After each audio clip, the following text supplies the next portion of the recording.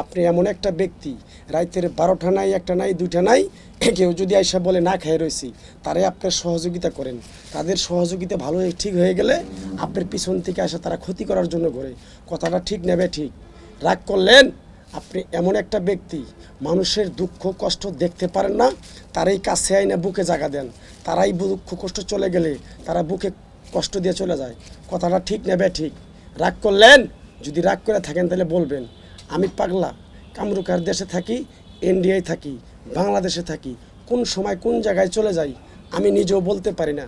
তোর কপাল নসিব ভালো দেখা আমি পাগলা তোর সাথে কথা বলতেছি। কথাটা কি কইছি বুঝতে পারছ? রাগ করলি কি? ইমন ভাই, যে ডায়লগটা আপনি এইমাত্র আমাদেরকে দিলেন, জি এই ডায়লগটা শুনে অনেকে আপনাকে কবিরাজ মনে করেছিল। জি জি জি আসলে যখন আপনি দেখলেন যে সোশ্যাল মিডিয়াতে এই ভিডিওটা ভাইরাল হচ্ছে এবং সবাই কবিরাজ কবিরাজ ভাবে এরকম উল্লেখ করছে, জি তখন নিজের পরিচয়টা আসলে দেওয়ার জন্য জি কোনো পদ্ধতি অবলম্বন করেছিলেন কিনা বা কমেন্টে লিখেছিলেন কিনা যে আমি কন্টেন্ট ক্রিয়েটর, নাকি আপনাকে এমনিতেই মানুষ না, চেনা শুরু আসলে করেছে? আমি তো একজন কন্টেন্ট ক্রিয়েটর, আমি তো অনেক দিন থেকে কাজ করি, কিন্তু আমার এই ভিডিওর তো অল্প কিছু মনে হয় ভিউ হয়েছে, কিন্তু ভাইরাল হয়ে গেছে তাড়াতাড়ি। এর থেকে বড় বড় ভিডিও ছাইরাও আমি 50 মিলিয়ন, 60 মিলিয়ন, 70 মিলিয়ন ভিউ আছে, কিন্তু আমি এরকম ভাইরাল হইনি। হয়তো এই হাটটা দেখে রাগ করলি, এই রাগ করছি এই কথাটা বলেই আমি ভাইরাল হয়ে গেছি। তো আসলে আমি কন্টেন্ট ক্রিয়েটর, আমি অনেক দিন ধরে এই কন্টেন্ট ক্রিয়েটর আমি এটার সাথে যুক্ত। এই মানে আমি শুটিং শেষ দিয়া ওই ছেলেটা যাইতেছে, পরে আমাকে বললো মামা। আমি বললাম কি? কয় তুমি তো মানুষের হাত দেখা ভবিষ্যৎবাণী বলে দাও, তাহলে আমি তো অনেক কষ্টে আছি মামা, তাহলে তুমি আমার হাতটা দেখে বলে দাও। পরে বললাম তুমি আমার মামা, তুমি কষ্টে থাকবা, তাহলে কেমন হয় না, তা আসলে তোমার হাতটা দেখে দিই। এই হাতটা দেখে পরে বললাম তোমার নাম কি? কয় বিপ্লব। তুমি হিন্দু না মুসলমান? বললো যে আমি মুসলমান। একবার কয় বিসমিল্লা, কয় বিসমিল্লা। আরেকবার কয় সুবাহান আল্লাহ, সুবাহান আল্লাহ। বললাম তুমি কি রাগ করলা? কয় না। তাহলে তোমার 3টা কথা বলে দেবো, কথা 3টা যদি সত্য হয় সত্য বলবা তো? পরে বলছে আচ্ছা ঠিক আছে মামা বলবো।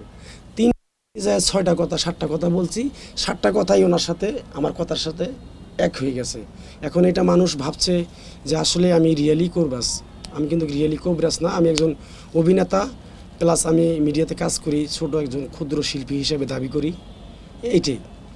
ইমন ভাই, এই জি যে আপনার ভালোবাসার জায়গা, আসলে এই যে মিডিয়া প্ল্যাটফর্ম বা কন্টেন্ট ক্রিয়েশন যেটাকে বলে, জি জি জি এত বছর পর্যন্ত কাজ করে যাচ্ছেন, এত বছর এত চেষ্টা করলেন, জি জি কিন্তু শেষ পর্যন্ত এসে আপনি সফলতার মুখ দেখলেন। জি যখন আপনি দেখলেন যে আসলে আপনার ভিডিওটা চারিদিকে ছড়িয়ে পড়ছে, জি তখন আপনার কি মনে হয়েছিল আসলে?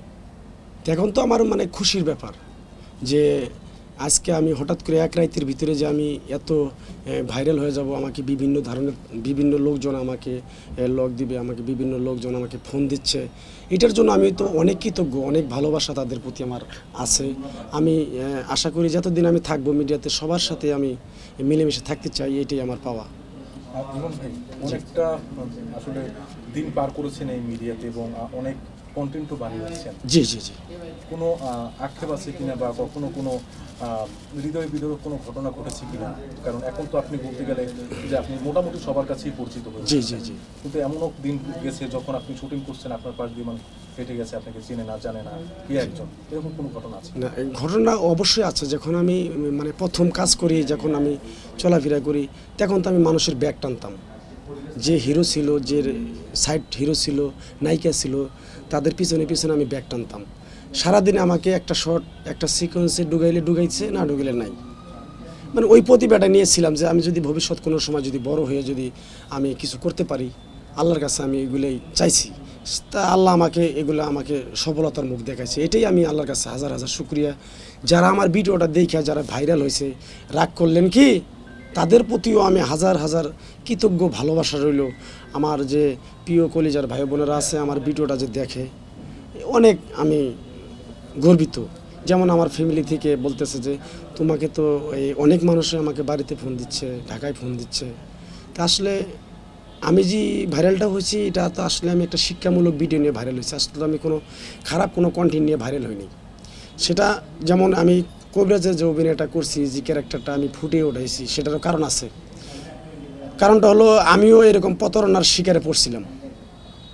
আমাকে প্রথম 10 টাকা চাইছে, দিয়ে আমাকে ঘাস দিছে, ঘাস দেওয়ার পর আমাকে তাবিজ দিছে, দেওয়ার পরে আমি তাদেরকে 9,000 টাকা দিছি।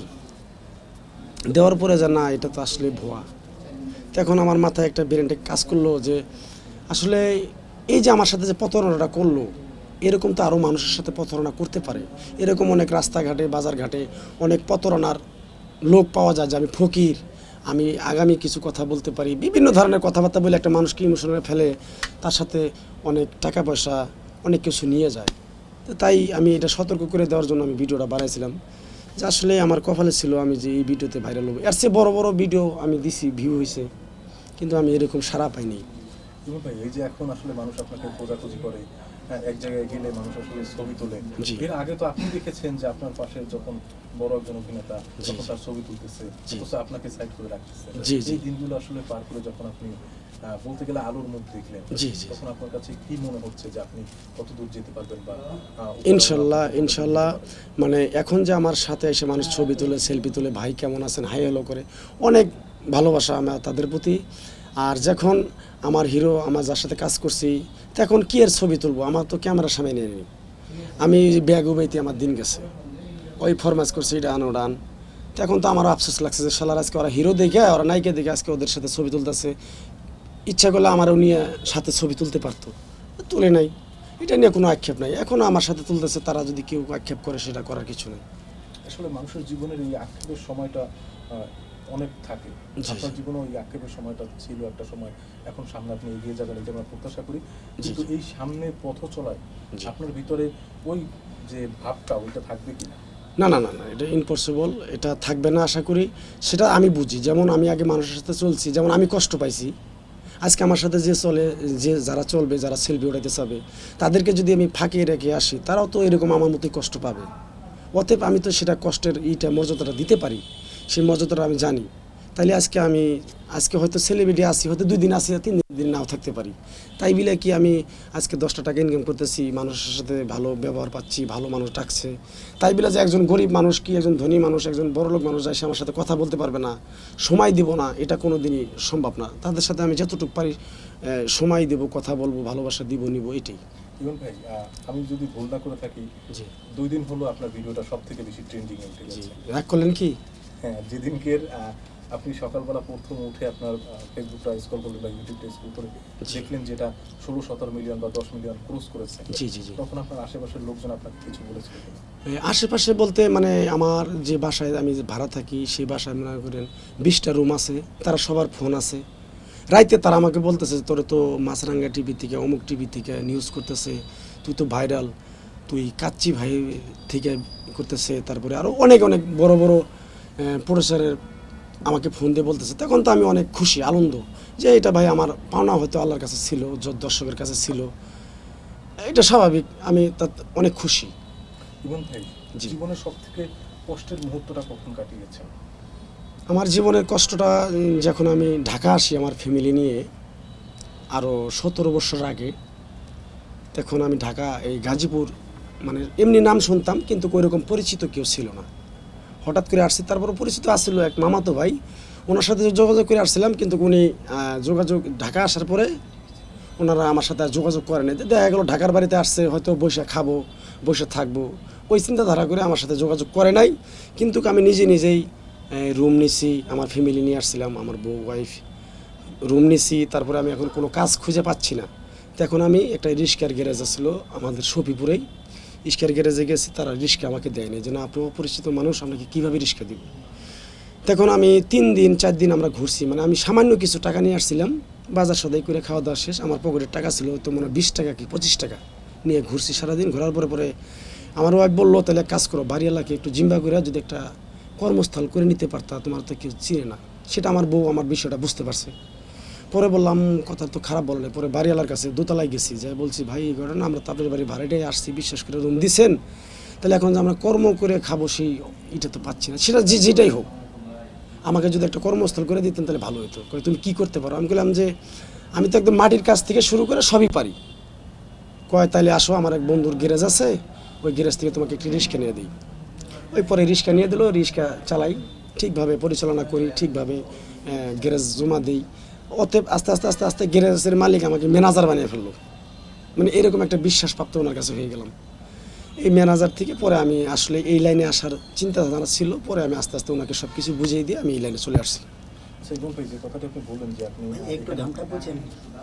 জি জি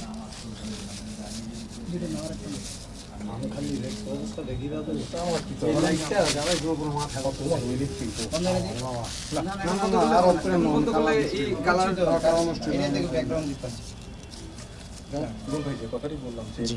আপনি বলছিলেন যে আপনি আসলে ঢাকায় এসে রিক্সা চালানোর জন্য আপনি রিক্সা খুঁজে পাননি, জি সেই রিক্সা চালক আসলে ইমন, আমরা রিক্সা চালকও বলতে পারি, জি। সেই ইমন এখন বাংলাদেশের প্রায় প্রত্যেকের ঘরে ঘরে। কিন্তু এই যে আসলে জীবনের যে এই যে এক উত্থান পতনটা, এটা আসলে নিজের চোখে দেখেছেন এবং কিভাবে কিরকম অনুভব হচ্ছে এখন নিজের কাছে, কি মনে হচ্ছে? না মানে বিষয়টা হলো যে এখন আমি যে কষ্ট ছিলাম সেই কষ্ট তো আর স্মৃতি ভোলা যায় না। নদীর র্যাক শুকিয়ে গেলে কিন্তু নদীর জল শুকিয়ে যায়, কিন্তু নদীর র্যাক শুকিয়ে যায় না। তো ওইরকম আমার যে আগের যে স্মৃতিগুলা, আমি যে কষ্টে জীবনযাপন করছি, আমি অনেক একটা বিড়িও মানুষের কাছে চাই খাইছি। আল্লাহর রহমতে এখন আমি বিড়ি না মানে অনেক সুখে আছি, ফ্যামিলি নিয়ে সব কিছু নিয়েই। আমার যে কাছের ভাই ব্রাদার আত্মীয় স্বজন আছে তারাও আমাকে ভালোবাসে, আমিও তাদেরকে ভালোবাসতেছি, সব কিছু মিলিয়ে ভালো আছি আল্লাহর রহমতে।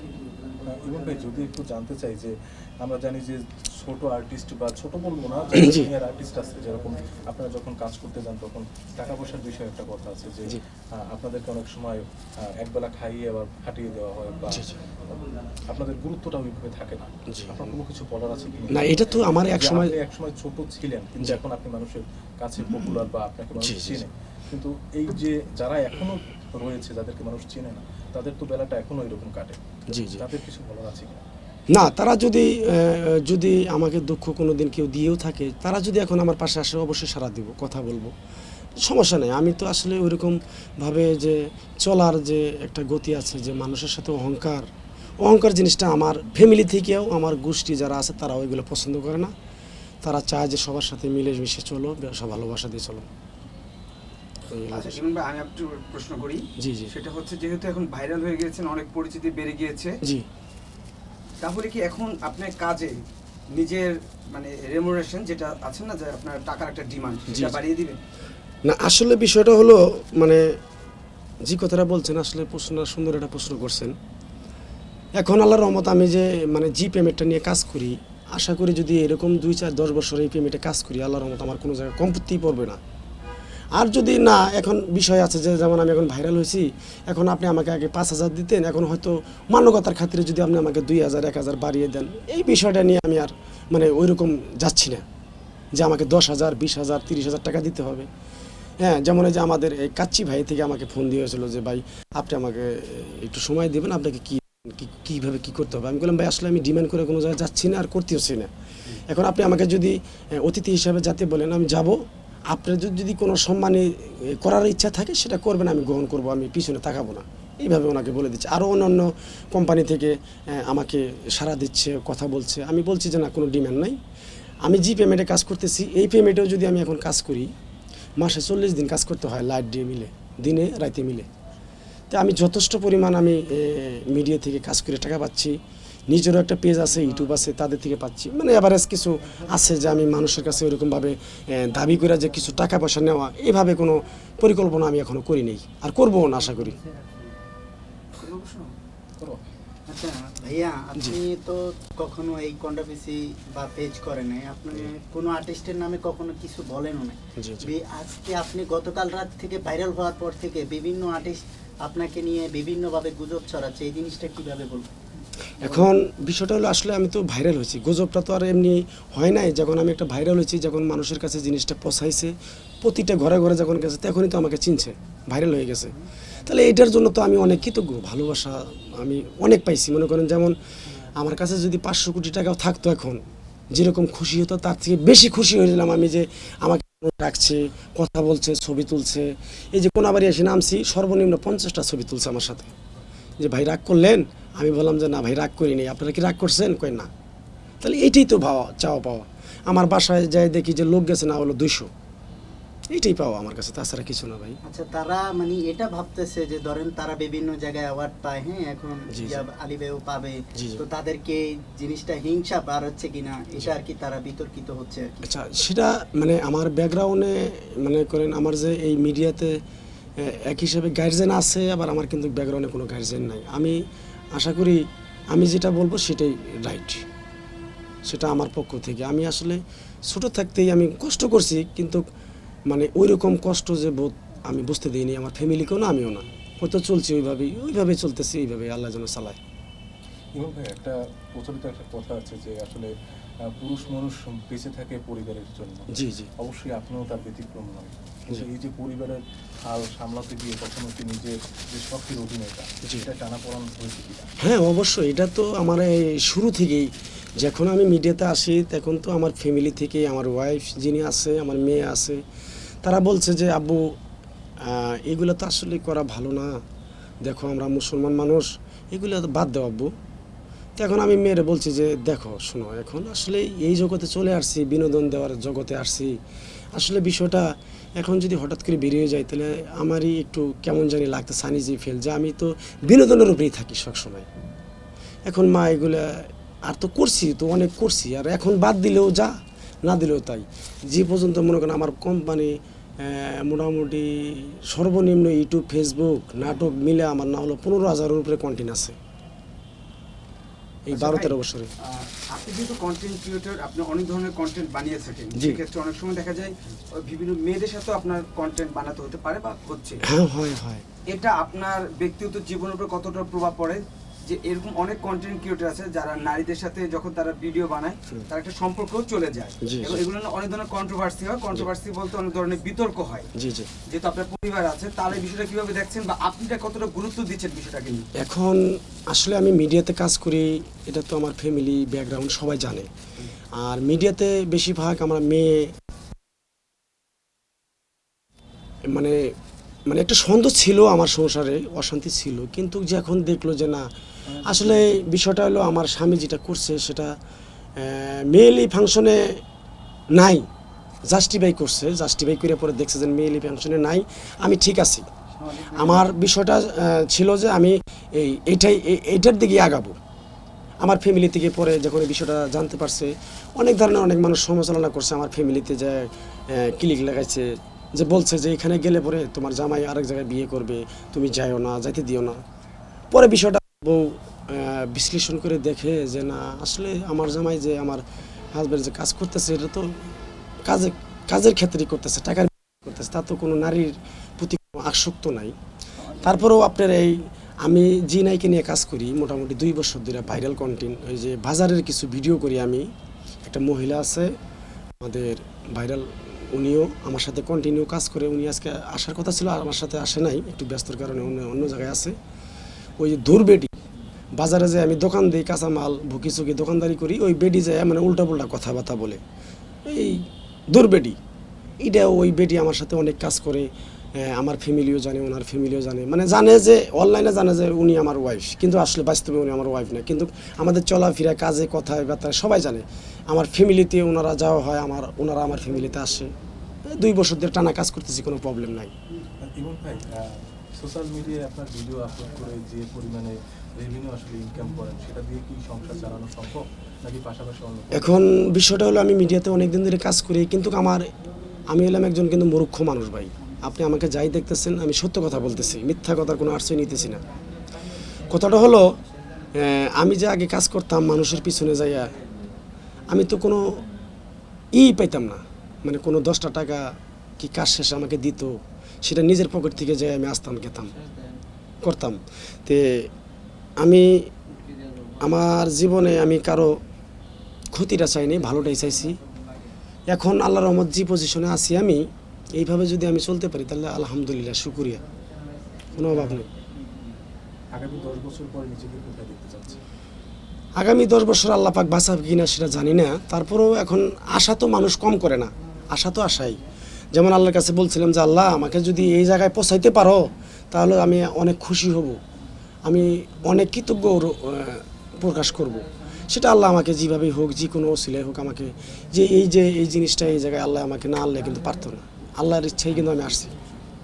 ভাই, আপনি যেহেতু একজন কন্টেন্ট ক্রিয়েটর, জি, জি। এরকম অনেক আছেন, রিপন মিয়া থেকে শুরু করে জি, জি, জি। আর অনেক রয়েছে, হিরো আলম, জি। হ্যাঁ তাজু ভাই, তাজুল, হ্যাঁ, ওনাদেরকে কতটুকু ফলো করেন বা তাদের সাথে আপনার কেমন সম্পর্ক? আসলে বিষয়টা হলো এই যে তাজু ভাইকন, তারপরে যে কি জানি কইলেন ওর নাম, রিপন মিয়া, রিপন মিয়া আমার অনেক জুনিয়র, ওরা যে ভাইরাল হয়েছে, হয়তো হিরো আলম ভাইও মিডিয়াতে অনেকদিন ধরে, মানে হয়তো হিরো আলম ভাইয়ের আমি কন্টেস্ট, হয়তো উনি 1 বছর আগে, নাহলে আমি 1 বছর আগে। আর যাদের কথা বললেন উনিরা অনেক জুনিয়র আমার, মানে কাজের দিক দিয়েও জুনিয়র। আর ওই রিপন ভাই, তারপরে ওই যে তাইজুল ভাই, ওই যে নাকেশ্বরী যিনি, উনি তো অনেক কয়দিন ধরে, 1 মাসও হয়নি ভাইরাল হয়েছে, 1 মাস ধরে কেউ চিনে না। আর আমি তো আশা করি এটা ভাইরাল, তো মানে এটা আমি কিছুই মনে করতেছি না। এর থেকে বড় বড় ভিডিও ভাইরাল হয়েছে, মানুষ চিনতো, কথা বলতো। অনেক শোরুম, টিভির শোরুম, মোটরসাইকেলের শোরুমে আমি যে উদ্বোধন করছি, হিরো আলমের যে বউ ছিল ওই যে রিয়ামণির সাথে আমি অনেক প্রোগ্রাম করছি, টক শো করছি। আচ্ছা, আপনি যেহেতু আপনার প্রোফাইলে দেখেছিলাম ওই যে ভণ্ড বাবা নামে যে আছে, ওনার সাথে অনেকবার অভিনয় করেছেন। জি, জি, জি, ওনার জি। সম্বন্ধে যদি কিছু বলতেন। ভণ্ড বাবার সাথে আমার ইদারিং এই কিছুদিন আগে কাজ হয়েছিল আমার হানিফ টিভিতে। আমার যিনি প্রোডিউসার, যার কাজ করি অল টাইম, যার সাথে থাকি আমি, আমার হানিফ ভাই, উনি ওই ভণ্ড বাবাকে আনছিল। এই ভণ্ড বাবার সাথে আমি কিছু অভিনয় করছি। ওই অভিনয়গুলো অনেক ভাইরাল হয়েছে, অনেক জায়গায় পৌঁছাইছে। অনেক মানুষ আমাকে ফোন দিয়েছে যে ভণ্ড বাবাকে কই পাইলেন। তা আসলে উনি যেটা করে, উনি তো আসলে মানে উনি নিজে দাবি করে আমি ভণ্ড। তো ওনাকে নিয়ে আর তো আমি বাজে মন্তব্য করার কোনো প্রশ্নই আসে না ভাই। যার যার থেকে সে এগিয়ে যাচ্ছে। আমি আশা করি যত পারে দ্রুত এগিয়ে যাক, আমি এটাই আশা আকাঙ্ক্ষা করি, এটাই আমি কামনা।